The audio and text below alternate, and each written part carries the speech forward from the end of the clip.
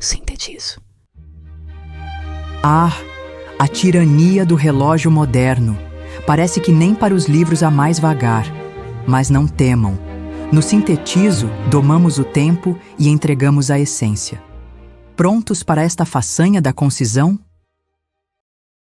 Você já parou para pensar quem realmente toma as decisões na sua cabeça? Será que é sempre você, no controle consciente e racional das suas escolhas? Ou existe uma força maior, uma correnteza invisível, moldando seus julgamentos, suas crenças e até mesmo suas memórias, sem que você sequer perceba o leme escapando de suas mãos? Prepare-se para uma jornada reveladora ao centro pulsante da sua mente, onde dois personagens radicalmente diferentes, quase como o dia e a noite, disputam o controle a cada instante.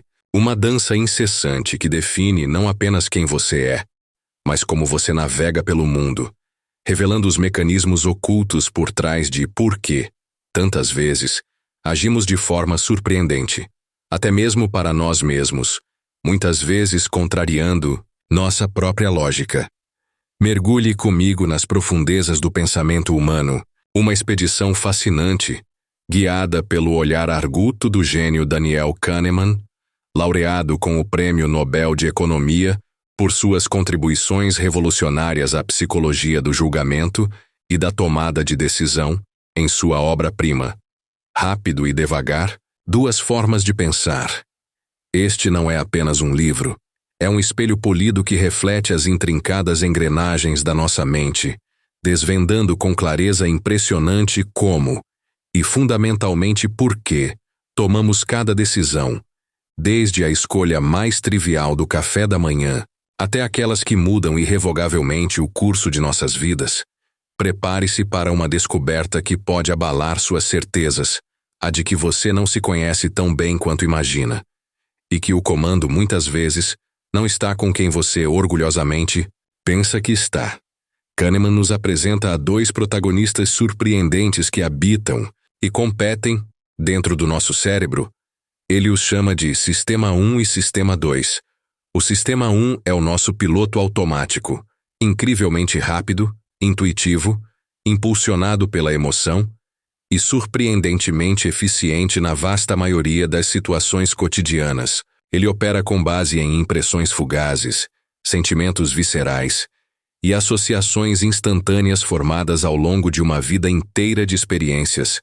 É ele que nos faz desviar de um objeto vindo em nossa direção antes mesmo de registrarmos o que é, que reconhece o tom de raiva na voz de alguém, ou que nos faz sentir uma antipatia ou simpatia inexplicável por uma pessoa que acabamos de conhecer, sem que tenhamos tempo para qualquer análise racional.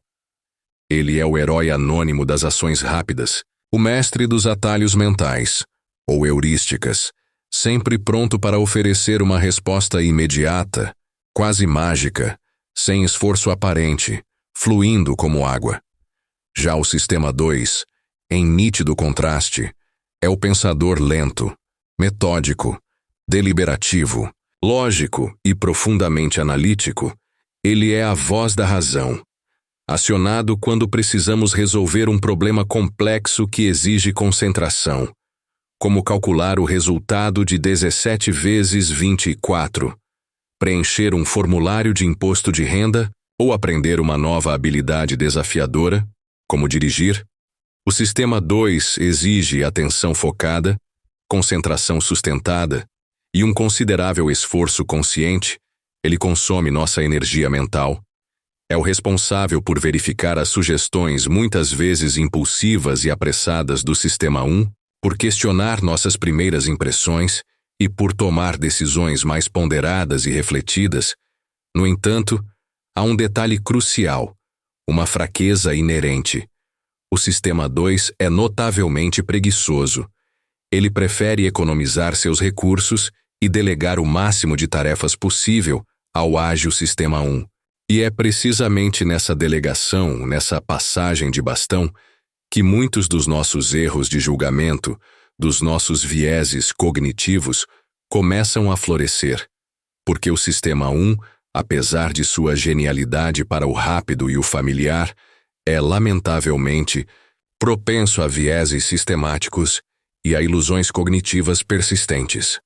Um dos conceitos-chave mais impactantes do livro é o que Kahneman batizou de Blaisiciati, uma sigla em inglês para What you see is all there is, ou seja, o que você vê, a informação que está imediatamente disponível para sua mente, é tudo o que existe para o Sistema 1. Este sistema trabalha com a informação que tem à mão no momento, por mais incompleta, fragmentada ou até mesmo irrelevante que seja, e constrói a melhor, a mais coerente história possível a partir dela. Ele não se preocupa com a qualidade ou a quantidade da evidência.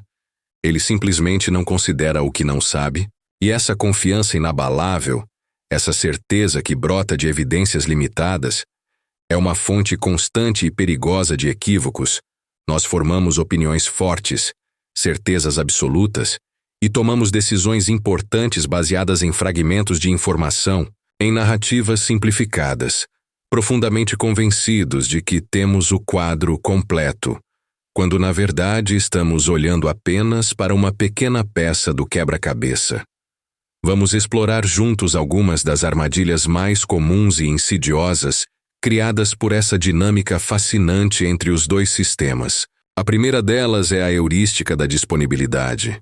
Com ela, nós julgamos a frequência ou a probabilidade de um evento ocorrer pela facilidade com que exemplos desse evento vêm à nossa mente. Se ouvimos repetidamente notícias sobre ataques de tubarão, mesmo que sejam estatisticamente muito raros, passamos a temê-los desproporcionalmente mais do que, por exemplo, afogamentos em piscinas, que são muito mais comuns, mas menos espetaculares e menos cobertos pela mídia. O Sistema 1 é profundamente influenciado pela vividez, pela recenticidade e pela carga emocional da informação, não pela sua relevância estatística ou pela sua frequência real no mundo. Depois, temos a astuta heurística da representatividade.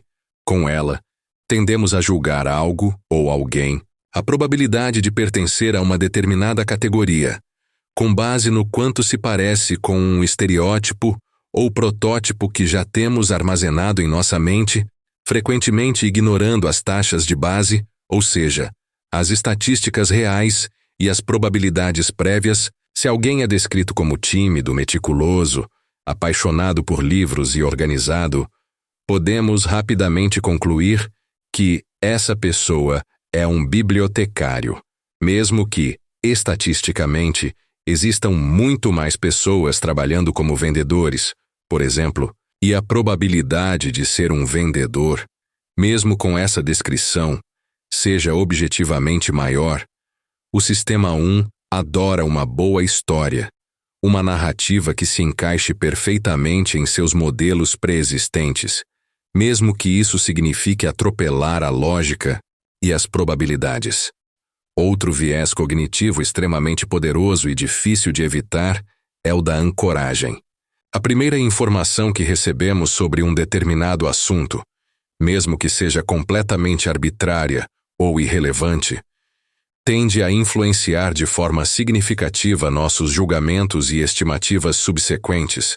Se um vendedor de carros sugere um preço inicial muito alto por um veículo, esse número, por mais absurdo que seja, se torna uma âncora mental, e qualquer preço consideravelmente abaixo dele começará a parecer um bom negócio, mesmo que o valor final ainda esteja acima do valor justo de mercado.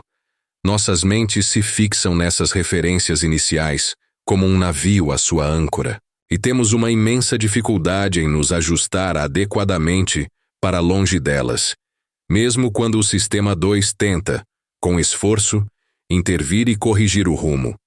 Kahneman também nos alerta, com veemência, sobre o perigo do excesso de confiança, especialmente prevalente entre especialistas e autoridades em diversos campos. A confiança, ele explica, é uma sensação, um sentimento, muitas vezes produzido com grande convicção pelo Sistema 1, com base na coerência interna da história construída, na facilidade com que essa narrativa flui em nossa mente, e não necessariamente na validade ou na robustez das evidências que a suportam. Especialistas, com seu vasto conhecimento e experiência, podem criar narrativas muito convincentes e internamente consistentes para si mesmos e para os outros, levando a previsões excessivamente otimistas ou a uma sensação de certeza desproporcional à realidade. A história da humanidade está repleta de exemplos de previsões de especialistas renomados que falharam espetacularmente, porque a realidade é infinitamente mais complexa, caótica e aleatória do que nossas mentes, ávidas por padrões e explicações simples, gostariam de admitir. A falácia do planejamento é outra armadilha cognitiva extremamente comum, na qual caímos repetidamente.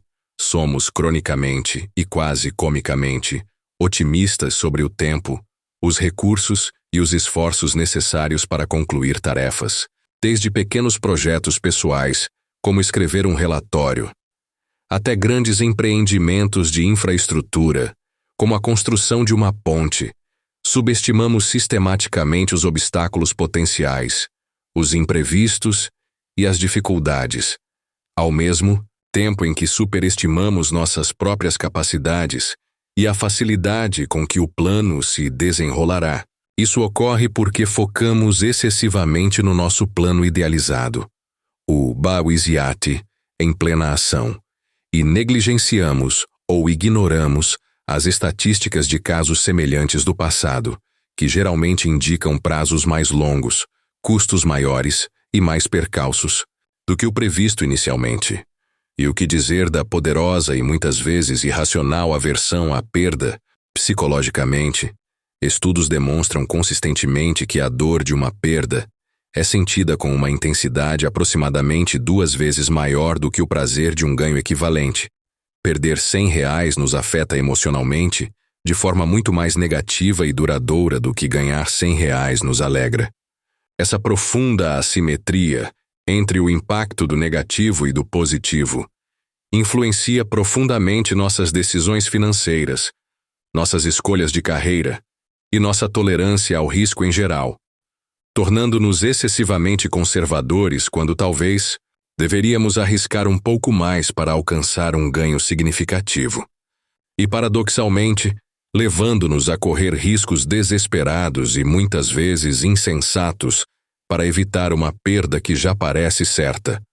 O efeito de enquadramento, ou framing, como é conhecido na literatura, demonstra de maneira cristalina como a forma como um problema ou uma escolha é apresentado, a linguagem utilizada, o contexto, pode alterar drasticamente nossas preferências e decisões, mesmo que as opções subjacentes sejam logicamente idênticas em termos de resultado esperado. Por exemplo, um tratamento médico descrito como tendo 90% de taxa de sobrevivência soa muito mais atraente e tranquilizador do que um tratamento descrito como tendo 10% de taxa de mortalidade. Embora ambos descrevam exatamente o mesmo resultado estatístico, o sistema 1 reage à moldura emocional da linguagem, às conotações positivas ou negativas evocadas pelas palavras, e não à lógica fria e abstrata dos números. Kahneman também explora com brilhantismo a fascinante e muitas vezes negligenciada diferença entre o eu que experiencia e o eu que recorda. O eu que experiencia é aquele que vive cada momento, sentindo prazer, dor, tédio ou alegria em tempo real. É a corrente contínua da nossa consciência momento a momento. Já o eu que recorda é o nosso contador de histórias interno, o narrador que constrói a narrativa da nossa vida, selecionando, editando e interpretando os eventos passados para criar um relato coerente. E, curiosamente, o eu que recorda, que é quem toma decisões sobre o futuro com base nas lembranças do passado, dá um peso desproporcional aos picos de emoção, sejam eles intensamente bons ou intensamente ruins, e ao final de uma experiência, negligenciando quase que completamente a duração total da experiência. Assim, uma longa e tediosa experiência de férias com um final espetacularmente feliz pode ser lembrada de forma muito mais positiva do que uma experiência consistentemente agradável que teve um final ligeiramente ruim ou decepcionante. Isso tem implicações profundas para como avaliamos nossa felicidade, nosso bem-estar e até mesmo para como planejamos nossas vidas futuras. O livro, em sua essência, nos ensina que reconhecer a existência onipresente desses dois sistemas de pensamento, com suas forças e fraquezas distintas, e estar ciente dos seus respectivos vieses e das ilusões que eles podem gerar, é o primeiro e mais crucial passo para tomar decisões melhores, mais racionais e mais alinhadas com nossos objetivos de longo prazo. Não podemos, nem seria desejável, eliminar completamente o Sistema 1, pois ele é absolutamente essencial para nossa sobrevivência, nossa eficiência e nossa capacidade de navegar no mundo complexo de forma fluida.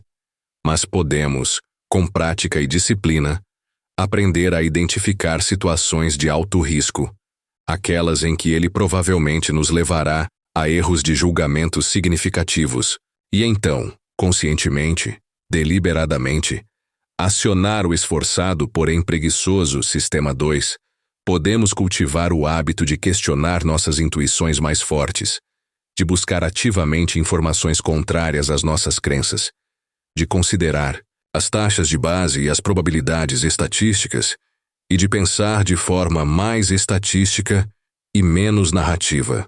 Kahneman sugere algumas estratégias práticas para mitigar o impacto desses vieses, como a técnica do pré-mortem, onde, antes de tomar uma decisão importante, especialmente em grupo, imaginamos vividamente que a decisão já foi implementada e que ela falhou catastroficamente.